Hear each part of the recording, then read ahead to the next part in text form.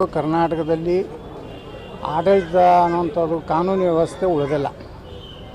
ಇದು ಶಾಸಕರ ಪರಿಸ್ಥಿತಿನೇ ಹಿಂಗಾಗಿದೆ. ಮತ್ತು ಸುವರ್ಣಸೌಧದಾಗ ಗುಂಡಾಗಳು ಹೊಕ್ಕು ಅವ್ರ ಹೆಸರು ಏನೇನು ನೋಡಿರಲಿಲ್ಲ, ಎಂತಿಂಥ ಹೆಸರು ಅದಾವೆ. ಅವ್ರು ಗುಂಡಾಗಳು ಬಂದು ಇವತ್ತು ಸುವರ್ಣಸೌಧ ಒಳಗೆ ಇಷ್ಟು ಭದ್ರತೆ ಇದ್ದಾಗನೇ ಅಲ್ಲಿ ಒಳಗೆ ಬರ್ತಾರೆ. ಸಿಟಿ ರವಿ ಮ್ಯಾಗ ಅಟ್ಯಾಕ್ ಮಾಡ್ಬೇಕತ್ತಾರಂದ್ರೆ ಕಾನೂನು ವ್ಯವಸ್ಥೆ ಎಲ್ಲಿದೆ? ಯಾವ ಅಧಿಕಾರಿನ ಸಸ್ಪೆಂಡ್ ಮಾಡಿದ್ರಿ? ಅವ್ರನ್ನ ಒಳಗೆ ಹೆಂಗೆ ಬಿಟ್ರಿ? ಯಾರು ಪೊಲೀಸ್ ಫಸ್ಟ್ ಯಾರು ಇದ್ರಲ್ಲ ಅಲ್ಲಿ ಕಾನೂನು ವ್ಯವಸ್ಥೆದವರು, ಎ ಡಿ ಜಿ ಪಿ ಏನು ಮಾಡಕತ್ತಿದ್ದು? ಎ ಡಿ ಜಿ ಪಿ ಮುಗ್ಧ ಜನರ ಮೇಲೆ ಲಾಠಿ ಚಾರ್ಜ್ ಮಾಡಲಿಕ್ಕೆ ಆಯಿತು ಹಿತೇಂದ್ರಗೆ. ಇಷ್ಟೆಲ್ಲ ಘಟನೆ ಆದ ಪೊಲೀಸ್ ಕಮಿಷನರ್ ಏನು ಮಾಡಕತ್ತಿದ್ದ? ಅಂದರೆ ಪೂರ್ತಿ ಇವರು ಹತಾಶೆ ಆಗಿದ್ದಾರೆ. ಇವ್ರು ಮಾಡುವಂಥ ಹಗರಣಗಳು ಇವನ್ನೆಲ್ಲ ಮುಚ್ಚಿ ಹಾಕಲಿಕ್ಕೆ. ಎಲ್ಲೇ ನೋಡಿ ಕಲಬುರಗಿಗೆ ವಿಜೇಂದ್ರ ಬರಲೇ ಇಲ್ಲ. ಏನು ಹೋರಾಟ ಮಾಡಿದ್ರಲ್ಲ, ಪ್ರಿಯಾಂಕಾ ಖರ್ಗೆ ವಿರುದ್ಧ ಹೋರಾಟ ಮಾಡಿದ್ರಲ್ಲ, ಅವ್ರಿಗೇನು ಭಯ ಹಾಕಿರ್ಬೇಕತ್ತ. ನಿಮ್ಮ ತಂದೆದೆಲ್ಲ ತೆಗಿತೇನತ್ತೇನೋ ಹೇಳೋದತ್ತ ಪ್ರಿಯಾಂಕಾ ಖರ್ಗೆ. ಅದಕ್ಕೆ ವಿಜೇಂದ್ರ ನೇತೃತ್ವದಲ್ಲಿ 15,000 ಜನ ಭಾರಿ ಪ್ರತಿಭಟನೆ ಅಂತ ಇಡೀ ಊರು ತುಂಬ ವಿಜೇಂದ್ರ ಹಿತೈಷಿಗಳು ದೊಡ್ಡ ಕಾರ್ಯಕ್ರಮ ಮಾಡಿದರು. ವಿಜೇಂದ್ರ ಬರಲಿಲ್ಲ, ಅಬ್ಸೆಂಟ್ ಯಾಕೆ ಉಳಿದ್ರೆ ಪ್ರಿಯಾಂಕಾ ಖರ್ಗೆ ಅವ್ರಿಗೆ ಧಮಕಿ ಕೊಟ್ಟರು. ನಂದು ಏನಾರು ಬಂದರೆ ನಿಮ್ಮ ತಂದೆದೆಲ್ಲನೂ ತೆಗಿತೀನಿ ಅಂತ ಭಯ, ಈ ರೀತಿ ಭಯ ಅದಿದೆ. ಮತ್ತು ಹಿಂಗಾದ್ರೆ ಹೆಂಗೆ ಸರ್? ಹಂಗೆ ಬಿಜೆಪಿ ವಿರೋಧ ಪಕ್ಷ ಹೋರಾಟ ಮಾಡೋದು ಹೇಗೆ ಅಂತ? ಹೋರಾಟ ಈಗ ನೋಡಿ, ಆತಂಕ ಇದ್ದಲ್ಲೇ ಭಯಗೊಂಡಿರ್ಬೋದಲ್ಲ ಯಾರು ಇವರು ವಿಜೇಂದ್ರ ಅವರು. ಅದು ಏನೈತೋ ಗೊತ್ತಿಲ್ಲ, ಭಯ ಅಂತರೂ ಒಕ್ಕಿಸ್ಬಿಟ್ಟಾರ.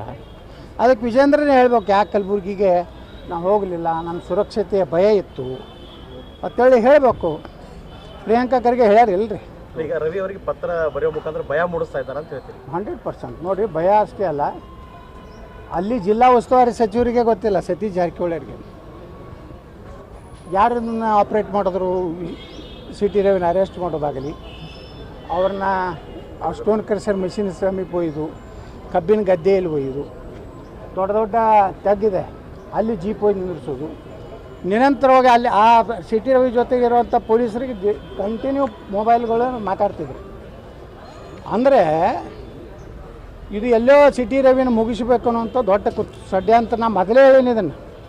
ರಾಜ್ಯದಲ್ಲಿ ನಾವು ಅಡ್ಜಸ್ಟ್ಮೆಂಟ್ ಇಲ್ಲದ 3-4 ಜನರ ಮೇಲೆ ಟಾರ್ಗೆಟ್ ಇದೆ. ನನ್ನ ಮೇಲೆ, ಸಿಟಿ ರವಿ, ಚಕ್ರವರ್ತಿ ಸುಲಿಬೆಲೆ, ಪ್ರತಾಪ್ ಶಿವ, ಪ್ರಮೋದ್ ಮುತಾಲಿಕ್.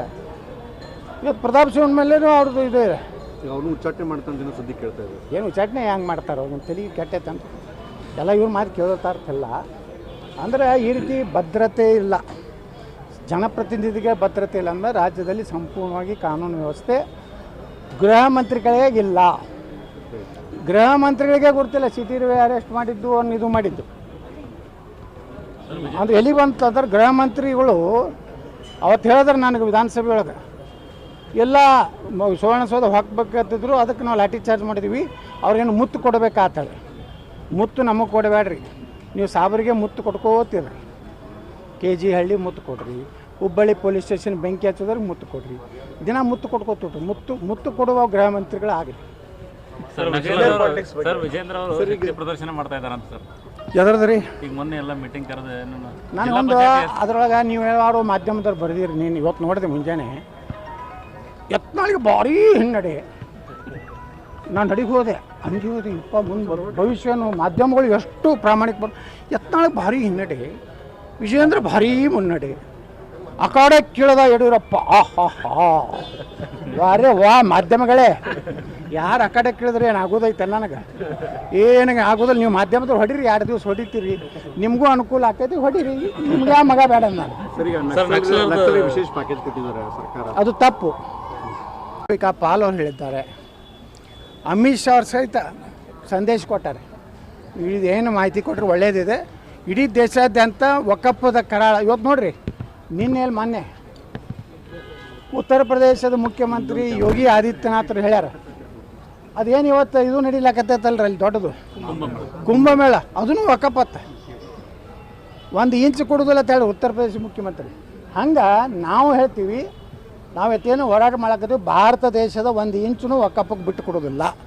ಇದು ನಮ್ಮದು ಸನಾತನ ಹಿಂದೂ ಧರ್ಮದ ಭೂಮಿದು ನಾವು ಯಾವುದೇ ಪರಿಸ್ಥಿತಿಯಲ್ಲಿ ಕರ್ನಾಟಕದಲ್ಲಿ ಸಿದ್ದರಾಮಯ್ಯನವರು ಲಗಾ ಹೊಡೀಲಿ, ಜಮೀರ್ ಅಹ್ಮದ್ ಖಾನ್ ಲಗಾ ಹೊಡೀಲಿ, ನಾವು ಕೇಂದ್ರದಲ್ಲಿ ತಿದ್ದುಪಡಿ ತರ್ತೀವಿ, ಎಲ್ಲ ವಕಫ್ ಆಸ್ತಿಯನ್ನು ವಾಪಸ್ ತಗೊಂಡು ಹಿಂದುಳಿದವರಿಗೆ ದಲಿತರಿಗೆ ಮನೆ ಕಟ್ಸ್ಕೊಡ್ತೀವಿ. Thank you.